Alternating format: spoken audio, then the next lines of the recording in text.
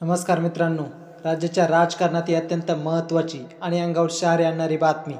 देवेंद्र फडणवीस यांनी मातोश्रीवर जाऊन ठाकरेंची भेट घेतली. भेट सकारात्मक झाली का नकारात्मक? बंद दराड काय चर्चा झाली? आज होणार मोठा गौप्यस्फोट. तर व्हिडिओला सुरुवात करण्याआधी आपण अजूनही आमचं चॅनल सबस्क्राईब केलं नसेल तर नक्की सबस्क्राईब करा. व्हिडिओला लाईक आणि जास्तीत जास्त शेअर करा. मित्रांनो, राज्याच्या राजकारणात कधी काय होईल सांगता येत नाही. आत्तापर्यंत राजकारणात बरंच काही होऊन गेले.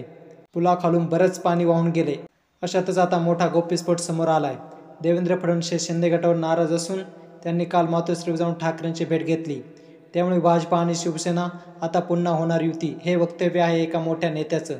त्यामुळे राजकारणात मोठ्या प्रमाणात आणि राज्यात लोकांची चर्चा सुरू झाल्या आहेत. राज्याच्या राजकारणात शिंदे गट, अजित पवार हे भाजपात जरी असले तरी भाजपा त्यांच्यासोबत सुखात दिसत नाही. भाजपाच्या जोडीला ठाकरे नसल्यामुळे भाजपाला अनेक ठिकाणी नुकसान भोगावं लागत आहे.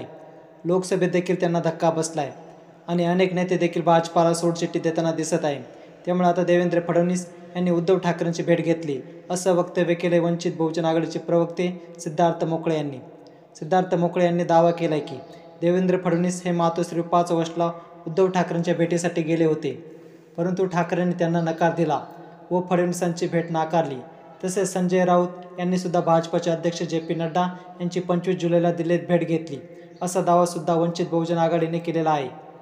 त्यामुळे देवेंद्र फडणवीस हे जरी ठाकरेंच्या जवळ जाण्याच्या प्रयत्नात असले तरी ते भाजपासोबत जुळून घेणार नाही, कारण त्यांच्या वडिलांचा पक्ष ज्या भाजपाने फोडला त्यांना खेटायला जवळ देखील ठाकरे जाऊ शकत नाही. याबद्दल तुम्हाला काय वाटतंय? ठाकरे भाजपसोबत जुळून घेतील का? घ्यायला पाहिजे का? कमेंटमध्ये सांगा.